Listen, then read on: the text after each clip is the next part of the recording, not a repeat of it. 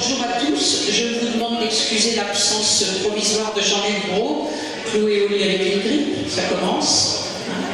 Donc je vais essayer d'être brève. Donc la ville de Contres est heureuse de nous accueillir. Nous vous rappelons que nous avons un long passé agricole et que nous continuons dans l'agroalimentaire. Ceci dit, si des intervenants souhaitent encore du terrain ou des non-intervenants mais des gens intéressés, nous avons des terrains, nous pouvons vous aider. Voilà, c'est tout ce que je vais vous dire. Je pense que ça va suffire.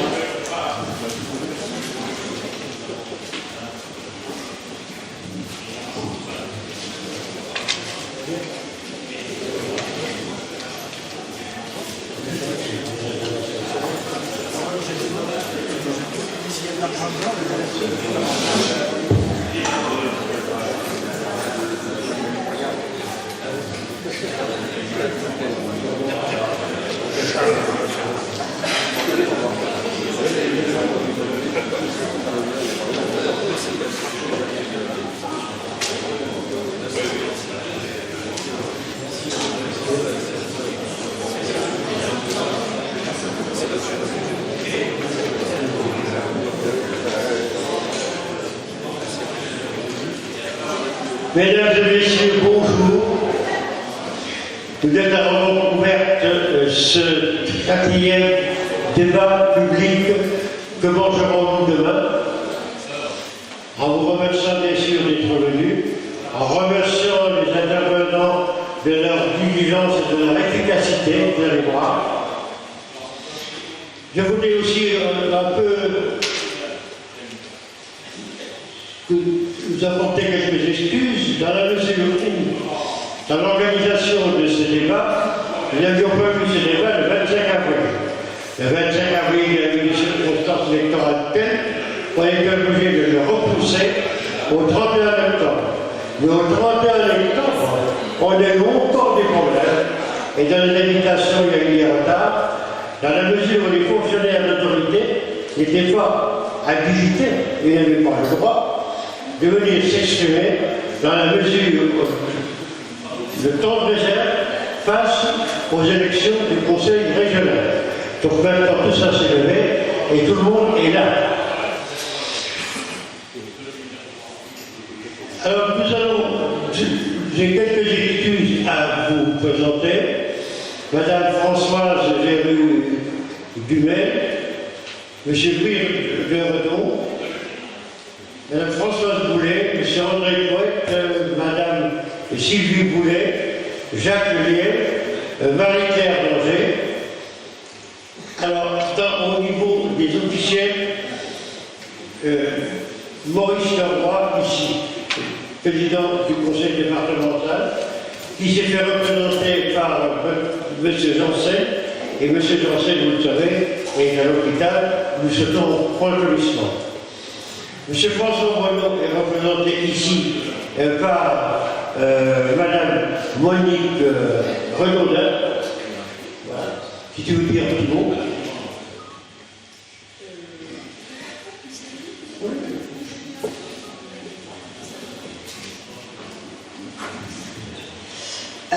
Bonjour mesdames et messieurs, monsieur Jacquelin, messieurs les intervenants, messieurs les élus, habitants de ce territoire. Je suis chargée de représenter monsieur Bonneau qui est retenu pas très loin d'ici d'ailleurs pour participer et ouvrir les 15e journées de la coopération internationale. Bien. D'ailleurs, les thèmes qui seront abordés au cours de cette matinée à Blois, à Langrin, recoupent et rejoignent un petit peu ceux dont il sera question aujourd'hui, puisque le grand défi auquel nous sommes tous confrontés, c'est le réchauffement climatique, le changement climatique auquel nous devons réfléchir et penser d'une part à le contenir, mais aussi à nous adapter aux changements qui, de toute façon, interviendront. Donc nous soutenons les initiatives de l'Université populaire rurale qui, au sein des débats qu'elle organise, traite évidemment des questions qui nous préoccupent aussi à la région.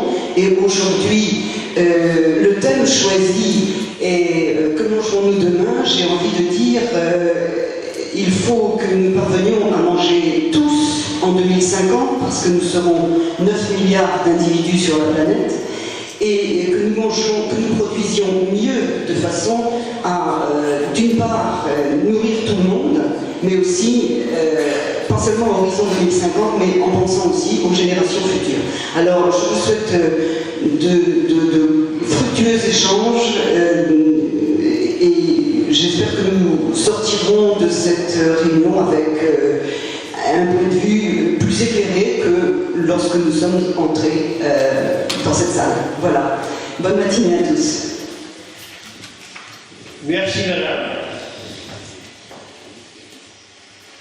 Donc nous allons passer maintenant la parole. On va poser le problème de ce qu'était l'Université populaire rurale. Vous avez sur l'arrière du programme l'ensemble des visions. L'Université populaire rurale a été générée dans le cadre des hautes écoles populaires du pays scandinave et sur le modèle.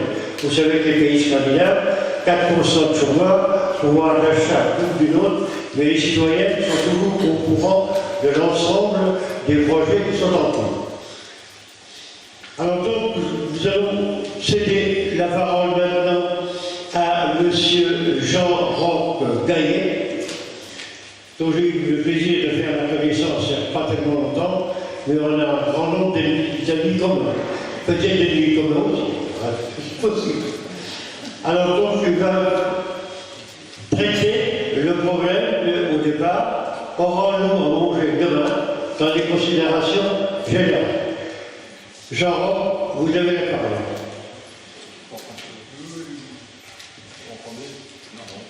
Ça va peut-être démarrer, non? Ça va mieux? Ça ne marche pas. Ça fait. Ça s'allume. Là, ça va démarrer. Voilà. Bon, il fallait qu'il fasse du chef. Vous me dites au point de vue son si c'est plus près, plus loin. Comme ça passe à peu près. Je vais essayer de ne pas assassiner vos oreilles. Un peu plus près.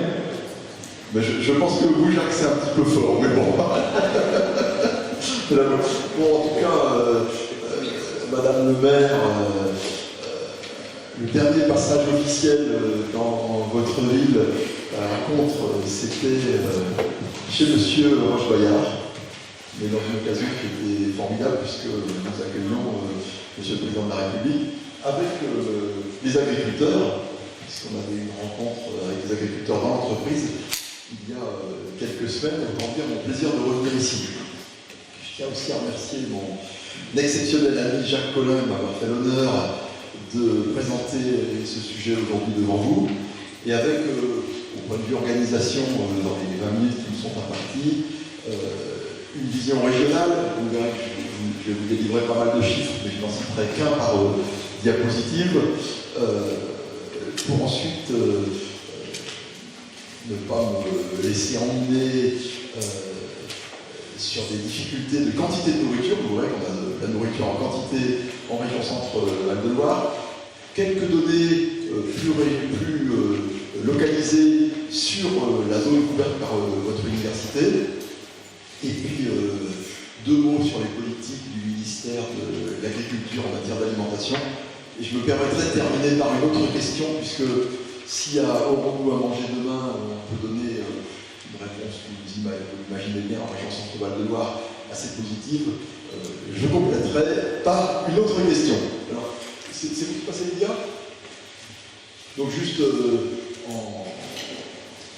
en explication simple de la région, je vous ai remis les différents types de cultures qui existent. À part la mer et les produits de la mer qui vont avec, on a à peu près tout. Ce qui veut dire que, passant des grandes plaines céréalières du nord, on traverse les zones viticoles pour avoir d'autres plaines céréalières et terminer tout à fait au sud par des lieux d'élevage allaitant. Élevage allaitant en temps des bovins pour faire de la viande, c'est des bovins qui donnent du lait. Il y a souvent des erreurs de traduction à Bruxelles d'ailleurs, mais nos bovins allaitants, donc charolais et limousin principalement, dans le sud. Une diapositive. Juste en un mot, c'est la deuxième ligne. Centre-Val de Loire, c'est la première région céréalière de France, certainement, mais aussi la première région céréalière d'Europe. Et la moyenne à 10 millions de tonnes de céréales par an, ça explique qu'on doit pouvoir manger du pain pendant un moment en Centre-Val de Loire. Autant vous dire que ces produits partent majoritairement non transformés à l'export. Diapositive.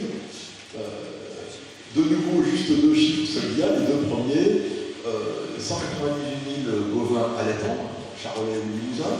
Là aussi, on ne fait pas la valeur ajoutée, puisque c'est des animaux qui partent en broutard, donc un jeune veau pour être engraissé, principalement en Italie, un petit peu en Espagne, un peu en Turquie quand on y arrive, un peu au Maghreb, mais volume d'animaux très important, et où on est une région où on sait bien faire ça. Et 62 000 vaches laitières, donc là aussi, même si la région n'est pas connue pour être une zone de production laitière importante, c'est le cas. Je signale juste nos 5 appellations d'origine contrôlée en fromage de chèvre, où là aussi on a une très belle carte à jouer. Et alors, diapositive suivante, de nouveau que le premier chiffre. Aujourd'hui, on entend souvent parler de millions de milliards dans les Airbus ou dans des domaines très industriels. Bon, ben, l'agriculture de la région Centre-Val de Loire, plus de 4 milliards d'euros de chiffre d'affaires, de nouveau, en dehors de la qualité des produits, ce sont quand même des sommes considérables qui sont créées dans la région.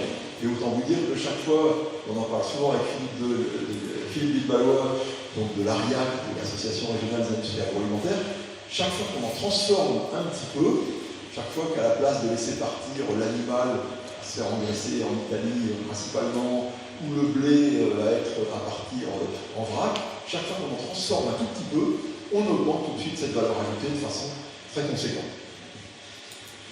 Alors, je me suis permis pour illustrer un peu, puisque c'est quand même principalement venant de cette belle université populaire rurale, je me suis permis de faire une extraction de données de ce qui s'est passé chez vous, en matière non pas de volume de production, puisque c'est à peu près constant, mais d'évolution.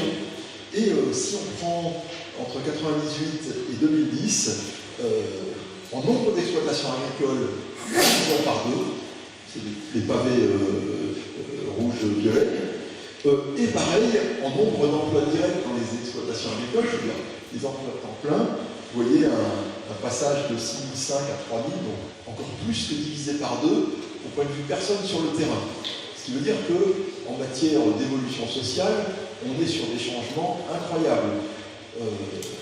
Et beaucoup plus de changements que dans le type de production, puisque si... alors je me suis trompé en nombre de communes, c'est pas 72, mais plus de 100, hein, monsieur Collin.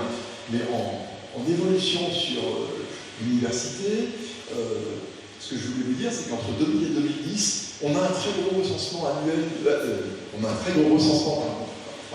agricole tous les 10 ans, donc 2000 et 2010.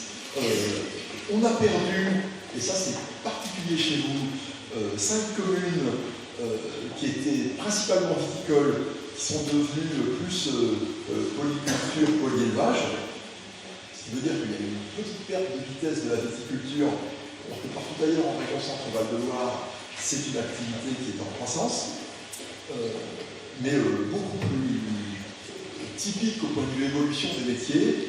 5 communes qui faisaient polyculture, polyélevage et une commune de maraîchage qui sont passées à grande culture, qui sont passées à céréales ou produits oléoprotéagineux, colza. Ce qui veut dire qu'en matière d'élevage, vous avez perdu sur cette zone de votre université 5 communes qui étaient principalement sur l'élevage.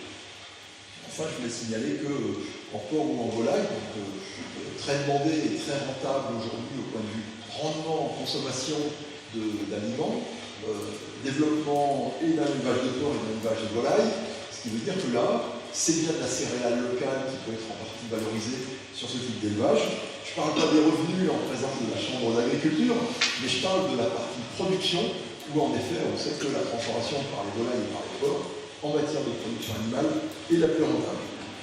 Et donc, signaler que les autres communes, par contre, sont restées dans des productions classiques. Toujours dans les cantons de votre université, puisque aujourd'hui c'était un des points aussi que mangerons demain. En 2010, 166 exploitations qui vendent au moins un produit en circuit court. Alors on ne va pas s'embêter dans les définitions, hein, circuit court, circuit de proximité. Circuit court, ce n'est pas une question de distance, mais c'est une question de nombre d'échanges. Donc soit c'est en vente directe, soit c'est un intermédiaire. Et ça au moins on peut le vérifier. Quand on parle de circuit de proximité, quelle distance, jusqu'à où, quel volume, c'est plus compliqué. Et là aussi, un autre chiffre encore, 11,5% des exploitations qui vendent en direct ou avec un seul intermédiaire. Et là, vous êtes un peu au-dessus, pardon, madame la régionale, mais les cantons de l'université sont meilleurs en matière de vente directe que la moyenne, mais qui est, malgré la présence de grandes exploitations céréalières, qui ne vendent pas en direct, on ne va pas acheter son blé pour ensuite le mettre en farine chez soi, qui reste à bon niveau, ce qui veut dire que ça a été tenu.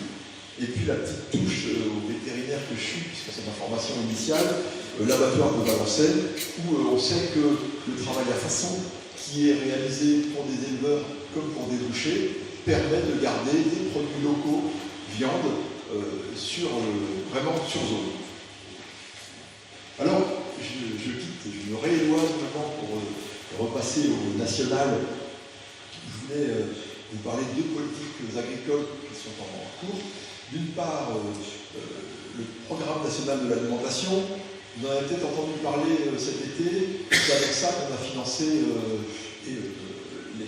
la restauration collective, qui a beaucoup participé, qu'on a financé un séminaire à Orléans et un séminaire à Tours sur la restauration collective et le développement des produits locaux. Alors, on se fait souvent opposer des questions de marché public, mais on arrive quand même à faire des choses. Et quand on le prend au niveau national et de ce qui nous est demandé, c'est vraiment l'ancrage territorial que l'on recherche dans ces plans. Alors, ce n'est pas des gros financements, bien sûr, mais dans les lignes qui sont données, une alimentation accessible, mais économiquement accessible aussi, une alimentation sûre, diversifiée et en quantité suffisante, je reviendrai à l'aspect sûr, et produite dans des conditions durables. Et je pense que là, en région centre, il y a vraiment que des progrès qui se font. Alors, on a bien sûr toujours des petites attaques ici ou là, mais de façon générale sur la région, certainement des conditions durables de mieux en mieux suivies. Deuxième point de politique, alors là c'est tout récent, on a une loi d'avenir pour l'agriculture et la forêt qui a été promulguée le 14 octobre 2014, ce qui veut dire qu'on est dans la phase où on écrit tous les décrets arrêtés. Là aussi, je cite à nouveau la Chambre d'agriculture avec qui on échange au jour le jour pour trouver les points d'application de cette loi. Mais entre autres, ces projets alimentaires territoriaux permettent de développer toute la partie alimentation à partir d'un état des lieux et du diagnostic, avec et la production d'un côté, mais la consommation de l'autre. Donc là, on a de nouveau une vision à peu près complète et des projets alimentaires territoriaux. Et alors, justement, ces projets qui ont des financements du ministère de l'Agriculture, il y a eu 19 lauréats en France, ça veut dire qu'il y a des régions qui n'en ont pas eu, puisqu'on est encore à 22 régions jusqu'au 1er janvier. Et on a Impact Centre, qui est l'un des 19 lauréats de l'appel à projet national du programme national pour l'alimentation, lancé par le ministère de l'Agriculture. Et donc là-dessus, même en conception, même donc en vision à plus long terme, Impact Centre a gagné ce projet. Alors, on met le site sur lequel vous avez tout le descriptif et sur le site internet de la DRAF, donc on pourra le remettre, je pourrais vous le remettre à disposition aussi. Alors, si je prends encore plus loin, on a 2025 pour lequel on a aussi travaillé. C'est juste pour donner quelques points de vision à plus long terme. On sait très bien que l'agroécologie doit se développer. Bon, je ne fais pas le saut sur la COP, conférence des parties 21 qui démarre bientôt, mais clairement en agroécologie, des efforts considérables qui ont été réalisés, et on a un ministre de l'Agriculture, Stéphane Le Foll, qui nous y porte. J'ai l'impression de le voir régulièrement Et c'est une agroécologie qui n'est pas brutale ou strictement écologique. C'est une agroécologie qui sait qu'il faut que l'économie soit respectée, que le social soit respecté. Tout l'aspect innovation, et on ne se rend pas compte du volume d'innovation qui est encore nécessaire. Pour ceux qui sont un peu plus spécialistes, pour faire du pain avec le blé, il faut qu'il y ait un petit peu de protéines dans le blé. Pour mettre un peu de protéines dans le blé, il faut un peu de nitrate, et puis brutalement, c'est les engrais. Et bien chaque progrès qui est fait pour mettre l'engrais au bon moment, avec juste la bonne dose, et sur une variété de blé qui va le valoriser au mieux, et chaque petit point de progrès sur ces dossiers-là, c'est un point de progrès pour l'agriculteur, bien sûr, pour l'économie de la région et pour l'environnement. Donc ça, c'est l'innovation à long terme. Il est vrai que la recherche publique n'a pas la richesse qu'elle a pu avoir à d'autres époques, mais quand elle est bien ciblée, bien utilisée, on arrive à faire progresser. Bon, bien sûr, le numérique, le robotique, vous voyez quand même maintenant de plus en plus de suivi intelligent des cultures. Vous avez des tracteurs sur lesquels on arrive à avoir une caméra qui filme l'avant du tracteur, qui envoie les images à un ordinateur, et qui, à la sortie du tracteur, il y a une rampe de traitement, va juste asperger d'un tout petit coup de jet la mauvaise herbe. Alors qu'avant, et encore aujourd'hui en majorité, on traite l'ensemble. Et bien là, des progrès de ce type-là, ils sont accessibles, ça fonctionne déjà. Et je pense qu'on a encore de gros progrès. Les drones, bien sûr, une démonstration régulière de drones par les chambres d'agriculture, on est en progrès. Et enfin, les biotechnologies et le biocontrôle, avec toutes les limites et l'encadrement nécessaires. Enfin, et je tiens à le rappeler, on peut dire en effet que l'État est sans doute l'administration État, et celle qui a fait le plus d'efforts en matière d'effectifs. Tous les ans, on perd des effectifs et pas beaucoup de missions, mais sachez-le, sur l'aspect contrôle, qu'il s'agisse des cultures, la façon de les traiter, des animaux, des végétaux mis à la consommation ou de l'alimentation, aussi bien les services, ex-services vétérinaires, aujourd'hui direction départementale de la protection des populations, les DPP ou les CSPP, que la DRAF, toujours sous l'égide des ministres, donc de l'agriculture, de la consommation et de la santé, tiennent le niveau. Et juste un petit chiffre, j'espère qu'il n'y a pas trop d'Américains ou de gens d'origine américaine, USA dans la salle. Par habitant, on a en France 10 fois moins de ce qu'on appelle des toxi-infections alimentaires collectives. En gros des gastro-entérites collectives. On en a 10 fois moins par habitant qu'aux États-Unis. Donc là aussi, ça veut dire. Et en matière de contrôle, on sait faire, mais en matière d'entreprise aussi, d'abattoirs, de laiterie, les sujets de contrôle sont toujours tenus. Et je pense que là-dessus, on est serré dans les effectifs au jour le jour, mais c'est des sujets sur lesquels on ne lâche pas. Alors, 2 diapositives pour terminer. Encore plus long terme. Je n'ai pas le temps aujourd'hui de détailler, et puis c'est des sujets tellement illimités qu'on passerait vraiment beaucoup de temps, mais alimentation locale, certainement un développement. On voit bien qu'il s'agisse de paniers, qu'il s'agisse d'AMAP, on a du développement, mais quand on prend l'agriculture de la région centre, il en faut pour les villes, mais très vite, on arrive, avec un travail intelligent, à saturer la demande. Donc on sait qu'il en faut, ça ne suffit pas, mais alimentation locale, certainement. Je me suis amusé sur la consommation d'insectes. Je vous ai parlé de volaille et de porc, c'est très rentable. Les insectes, c'est encore plus rentable. En matière de transformation, c'est formidable. Bon, j'espère que ça ne sera pas la pause à 10 heures à base d'insectes que j'ai goûté. Je ne trouve pas ça terrible, mais je suis peut-être déjà trop vieux pour apprécier. Mais on y pense. Ou une nourriture dite 2.0, une nourriture complètement reconditionnée. On sait faire, mais de nouveau, quand on analyse un petit peu en évolution, et quand on veut avoir la qualité de vie d'un Jacques Collin, qui a dû manger toutes sortes de choses, dont de la très bonne viande rouge à consommation régulière, bon, le 2.0, c'est pas encore trop tentant, mais on sait en attendant qu'on est capable de le réaliser. Et donc, si je peux terminer dans les temps, j'espère, Monsieur le Président, si on termine, je pense qu'en effet, nous aurons à manger demain en région centre Val-de-Loire dans le territoire de l'université, même en France, sans souci, mais beaucoup plus à l'échelle mondiale, qui aura à manger, et avec une question, je termine par cette pirouette pour quitter le domaine strictement terrain et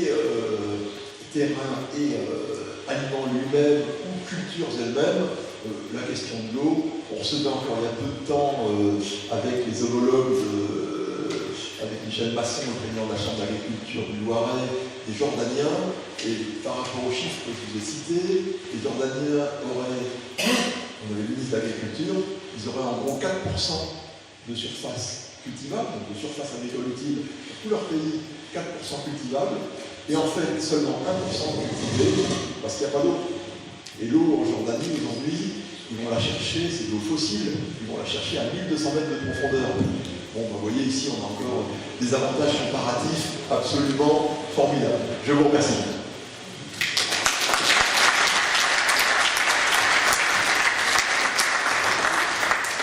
Merci, monsieur le directeur de l'agriculture. Vous avez fait brosser un peu entre les textes qui sont en cours, la politique menée par le ministère de l'Agriculture, sur le plan local ou sur le plan du secteur de l'université au départ, montrer que, bien entendu, on a quand même à manger demain, qu'on essaie de mettre en place une politique pour réguler l'ensemble du système. Merci beaucoup, mais j'ai quand même une inquiétude. L'inquiétude est que sur notre planète, 7 milliards d'habitants, 7 milliards 200 millions.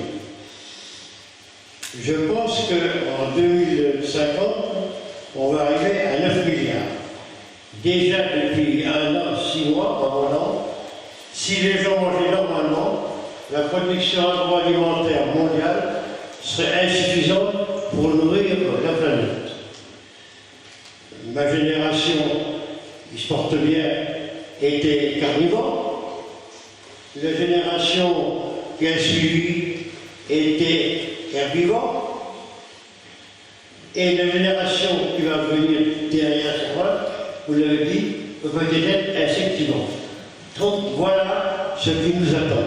Et je pense qu'il est important maintenant de faire sur le plan politique général, de faire prendre conscience citoyenne, de mettre en place, sans doute, un type de vie sur le plan planétaire mieux adapté aux conditions qui nous attendent, aux conditions qui nous attendent de survie dans les années qui vont venir. Merci. Passer la parole maintenant à M. Philippe Villevalois, directeur général de l'ARIAC. L'ARIAC, c'est l'Association régionale des industries agroalimentaires du Centre. M. Villevalois, à vous. Bonjour, bonjour à tous. Merci de vous être déplacés un samedi matin alors qu'il fait très beau pour aller marcher, pour aller à la chasse, profiter du soleil aux champignons. Alors, je suis très heureux d'être parmi vous aujourd'hui pour vous présenter le secteur agroalimentaire régional et vous parler de manière un petit peu plus générale de l'agroalimentaire, qui est un secteur qui est souvent méconnu. On connaît bien l'agriculture, on connaît bien la distribution, puisque c'est là où on fait ses courses, entre autres, pour une grande partie de ce que l'on achète et que l'on consomme, mais on connaît assez mal le maillon indispensable qui est entre les deux, qui est l'industrie agroalimentaire. Donc, je vais vous dire 2 mots de l'ARIAC, qui est une association qui a été créée en 2008 et qui fait partie d'un réseau national, du réseau des ARIA. Aujourd'hui, il y a 22 ARIA en France, et les ARIA, en fait, sont là pour accompagner les entreprises de transformation dans leur développement. Donc notre mission, elle est double: accompagner les entreprises dans leur développement au quotidien. Et donc, j'ai à côté de moi le directeur général adjoint de la société Saint-Michel, qui n'attend pas après l'ARIAC pour se développer, mais qui est un adhérent tout à fait important de notre association, qui participe beaucoup aux échanges qui ont lieu au sein de nos différents clubs, par exemple. Donc accompagner les entreprises, notamment bien sûr les TPE et les PME en premier lieu, et puis être un acteur régional auprès des différents services, que ce soit les services de l'État, les services du Conseil régional, tous les interlocuteurs, le rectorat aussi, puisqu'on a une forte implication dans l'éducation et dans la mise en relation des jeunes ou des demandeurs d'emploi avec le milieu agroalimentaire. Alors nos adhérents, donc l'association est assez jeune, puisqu'elle a été créée en 2008, mais c'est vrai qu'elle s'est bien développée. Aujourd'hui, on a un petit peu plus de 150 adhérents, dont une centaine d'industriels, de toute taille et de tout secteur d'activité. Donc Jean-Roch Gaillet le disait tout à l'heure, un des points forts, à mon sens, de la région Centre, c'est que c'est une région qui est diversifiée. On a des régions qu'on connaît bien en France qui sont spécialisées sur la viande de porc, sur un certain nombre de productions. Le souci, je dirais, quand on a tous ces œufs dans le même panier, c'est que si le panier tombe, c'est pas forcément une bonne chose. En région Centre, on n'est pas les plus forts sur un sujet particulier, hormis effectivement le fromage de chèvre avec nos appellations, qui sont quand même en très bonne place, mais on a un panier diversifié, qui est diversifié comme le Val-de-Loire, avec des paysages variés. Voilà. On est à l'image de notre région, variée aussi dans notre alimentation. Un petit slide de résumé sur nos adhérents. Aujourd'hui, si on cumule les chiffres d'affaires de nos adhérents, on est à peu près à 4 milliards de chiffre d'affaires et à peu près 9 000 salariés sur 12 500. Et on voit qu'on a une répartition de nos adhérents par taille. Donc aujourd'hui, on a 60% de nos adhérents qui sont des TPE et PME, qui sont vraiment les entreprises que l'on souhaite accompagner en premier lieu. Et puis, une répartition géographique de nos adhérents industriels très centrée sur le Loiret, et ensuite le Loir-et-Cher, notamment avec Saint-Michel, bien sûr. Alors, ce qu'il faut savoir, c'est que la région Centre, 40% des effectifs de l'industrie agroalimentaire est en région Centre, dans le Loiret, pardon. Donc, logiquement, on a plus d'entreprises dans le Loiret de transformation et donc plus d'effectifs salariés. Et puis j'y reviendrai tout à l'heure, la position logistique de la région Centre et du Loiret fait que c'est une terre d'élection pour les entreprises qui souhaitent avoir une position géographique logistique importante. Et puis on a signé également récemment le contrat de filière, qui est un contrat qui a été national, qui a été signé en 2013 et décliné ensuite dans l'ensemble des régions, et dont l'objectif est déjà de faire en sorte que les gens se parlent, parce que c'est pas forcément toujours évident, qu'on échange différentes actions que chacun fait et qu'on puisse comme ça mettre en place des actions au niveau de la filière qui soient plus cohérentes. Alors, juste quelques mots sur l'agroalimentaire en région Centre. Donc effectivement, alors c'est des chiffres qui sont issus de Centreco, qui est une agence du Conseil régional qui date de 2012. Donc ça a évolué sans doute un peu, mais les grandes masses restent bonnes. 462 établissements donc industriels. On ne compte pas, bien évidemment, l'alimentation de détail, boucherie, charcuterie, etc. On est vraiment sur des établissements qui sont plutôt inscrits au registre des sociétés. 12 500 emplois, 4,4 milliards de chiffre d'affaires, et puis un petit peu moins d'1 milliard à l'export. 10e région française avant la fusion. Après la fusion, on sera 12e devant la Corse, je crois. Voilà. Mais, ce qui est petit et gentil, en général, c'est ce que je dis pour se consoler de ça. Comme l'a dit Jean-Roch Gaillet, première région européenne pour la production de céréales, et puis une position majeure aussi sur tout ce qui est culture des graines oléagineuses. Alors, sur l'emploi, et ça, c'est quelque chose sur lequel j'insiste beaucoup parce qu'on n'en parle pas assez, c'est un secteur au niveau national où il y a à peu près 10 000 entreprises agroalimentaires en France. Donc c'est un secteur très atomisé, et on connaît tous la petite société qui fait des biscuits dans le village, qui fait pas la petite ou la grosse société, mais bon, il y a beaucoup de petites sociétés que tout le monde connaît, qui sont à proximité, sauf que c'est des entreprises qui ne sont pas forcément pignon sur rue. Ils fabriquent souvent des produits soit à marque distributeur, donc on ne connaît pas forcément le fait que ce soit fabriqué par cette entreprise. Et on a aujourd'hui beaucoup de petites entreprises qui travaillent pour la grande distribution, donc qui ont des marchés nationaux, voire même à l'export, et sur lesquels on n'est pas forcément au courant de leur activité. Et pourtant, c'est le premier employeur de France. C'est-à-dire que l'agroalimentaire, c'est plus de 500 000 salariés en France. Et un des points importants, c'est que malgré la désindustrialisation et les délocalisations, aujourd'hui l'industrie agroalimentaire a un intérêt majeur, c'est qu'elle transforme de la matière agricole, principalement, et la matière agricole, on la prend à côté de chez soi. Donc les entreprises sont implantées dans les territoires ruraux, à proximité de leur source d'approvisionnement agricole, et ce qui fait que c'est important parce que ça limite en fait la délocalisation, l'effritement de ce secteur qui est resté, qui a perdu des emplois depuis une quinzaine d'années, mais beaucoup moins que le secteur industriel global. Voilà, donc ça c'est vraiment un point important. Il y a de l'emploi dans l'industrie agroalimentaire, il y a des métiers passionnants, c'est des métiers aussi qui sont très variés et qui sont un des intérêts majeurs de l'agroalimentaire, et ça c'est la difficulté que l'on a à faire comprendre aux salariés, aux jeunes, c'est que c'est un métier qui se renouvelle tous les jours parce qu'on travaille une matière vivante. Quand vous êtes dans une laiterie et qu'il est samedi midi, si les tanks de lait ne sont pas conditionnés et mis en briques, désolé, mais on ne part pas, on n'éteint pas tout, on ne revient pas le lundi, on attend, on finit jusqu'à ce que, s'il est 4h ou 5h, on part à 5h et le week-end commence après. Voilà, ce qui n'est pas forcément le cas dans d'autres industries. C'est des contraintes, mais aussi ça donne au travail. Et aujourd'hui, dans l'industrie agro, on a du mal à faire venir des jeunes, on a du mal à faire venir des salariés, mais par contre, on a un turnover qui est fait. C'est-à-dire qu'une fois que les gens ont goûté à l'agroalimentaire, ils ne partent pas facilement parce que c'est des métiers où tous les jours on se remet en question et où il n'y a pas vraiment de routine et beaucoup d'innovation. Et ça, je pense que vous le verrez mieux avec la présentation de M. Laverne. Bon, région centre, très rapidement,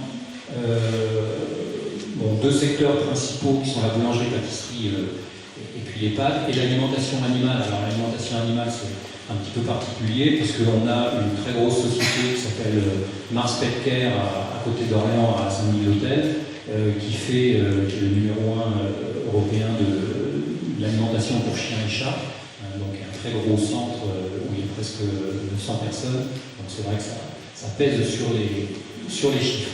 Voilà. Et puis l'industrie des viandes aussi, qui est un secteur important. Bon, quelques entreprises que vous connaissez sans doute. Mars, donc effectivement, fabrication d'aliments. Laiterie Hubert Tribala, donc, qui est bien connue si vous appréciez la faisselle. Bon, les sirops Georges Monin à Bourges, société plus que centenaire, et qui investit, puisque là, leur usine est située dans Bourges, au milieu de Bourges, et aujourd'hui, ils sont un petit peu à l'étroit, et donc ils investissent plusieurs millions d'euros pour construire une nouvelle usine. Donc on voit qu'il y a des entreprises qui investissent beaucoup. Artenay Céréales, donc, est une entreprise, et EGLI, qui sont des entreprises symboliques, puisqu'en fait c'est des entreprises qui sont nées de la coopération agricole pour transformer et mieux valoriser d'un côté le sucre et les céréales, et puis l'huile, on connaît bien le blé, le fameux huile, qui aujourd'hui fait partie de notre alimentation.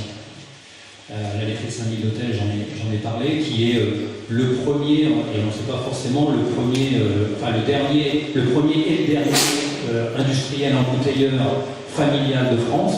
Tous les autres embouteilleurs de jus de fruits, le jus de fruits qu'on a bu ce matin, est sans doute fait à la laiterie. Qui n'a pas de marque, mais qui travaille pour toute la grande distribution. Donc quand vous buvez par exemple du Danao ou des jus de fruits Tropicana, c'est fait à la laiterie de Saint-Denis-l'Hôtel, à côté d'Orléans. Donc sans ça, Finiki-la-Chapelle, vous connaissez sans doute aussi, qui est une ancienne usine du groupe Mars, et qui est située à la Chapelle-Vendemoise. Et puis Tradival, qui est une société anciennement l'abattoir d'Orléans, et qui aujourd'hui est une entreprise leader sur le marché du porc. Alors, position logistique stratégique aussi, et ça c'est important. Il y a quelques usines qui sont installées, je pense à Mackey par exemple et à Cargill, qui sont deux entreprises qui travaillent principalement pour le groupe McDo, qui se sont implantées spécifiquement à côté d'Orléans. Pourquoi ? Parce que logistiquement, c'est là qu'il faut être, au milieu de la France, si vous voulez pouvoir livrer toute la France en ce qu'on appelle Apura, c'est-à-dire le camion part aujourd'hui et la plateforme est livrée aujourd'hui et pas demain. Et c'est vrai que c'est une position qui aujourd'hui en région centre est vraiment importante puisque le coût du transport il augmente. On est toujours de plus en plus en flux tendu. On dit qu'aujourd'hui le stock dans la grande distribution, le stock est dans le camion, c'est-à-dire qu'il n'y a plus de palettes chez les distributeurs. C'est les fabricants, les industriels qui fabriquent et le produit est dans le camion et arrive presque au moment où il n'y a plus de produit en rayon. Donc c'est vraiment important d'être bien situé et la région centre pour ça c'est une région très bien placée. Rapidement des démarches associées sur lesquelles je souhaite vous donner quelques infos. C'est du centre, donc qui est une démarche associée du conseil régional, qui n'est pas une marque régionale comme par exemple Produit en Bretagne, qu'on connaît tous, mais qui est une démarche qui vise à accompagner de nombreuses démarches qui ont lieu au niveau local, Terre d'Eure-et-Loire par exemple, et puis toutes les démarches issues du monde agricole comme Bienvenue à faire. Et aujourd'hui c'est quelque chose qui fonctionne puisqu'on a à peu près plus de 120 adhérents. Voilà, ça se décline en territoire, donc effectivement c'est une marque, c'est une signature qui aujourd'hui insiste sur les territoires, la région centre. Alors avec Val-de-Loire ça va un petit peu mieux, mais la région centre, pour quelqu'un qui n'y vit pas, c'est un peu compliqué de savoir où ça se situe. C'est à mi-chemin entre Paris et Clermont-Ferrand, mais on ne sait pas trop. Donc c'est vrai que la déclinaison territoire elle est très importante entre la Touraine, le Gâtinais, le Berry, dont on a, qui fait beaucoup de pubs, le Val-de-Loire, la Sologne et la Beauce. Et puis une déclinaison intéressante aussi puisqu'elle intègre dans la dynamique l'ensemble des interlocuteurs, à la fois les artisans, donc les producteurs viticulteurs et une force en région centre, les transformateurs, donc par exemple tous nos adhérents industriels font partie de cette catégorie transformateurs, le commerce de détail et puis les restaurateurs qui ont aussi vocation à mettre en avant les produits de la région centre, notamment sur toute la connexion touristique. Voilà, alors quelques mots après sur ce que fait l'ARIAC. On accompagne nos adhérents sur différents axes, que ce soit le développement commercial et l'export. On travaille beaucoup avec eux aussi sur tout ce qui est performance et innovation.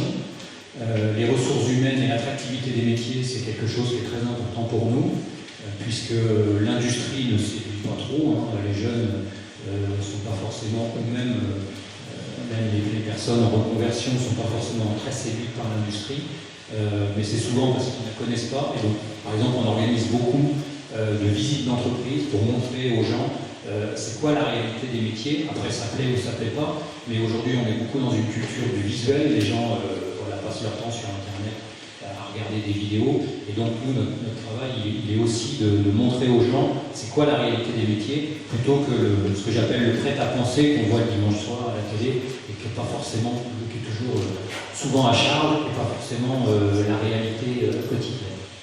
Et puis la qualité de l'environnement est un point très important, puisque, comme le disait Jean Gaillet, aujourd'hui, on ne le sait pas, mais le système de détection de tous les problèmes sanitaires, etc.,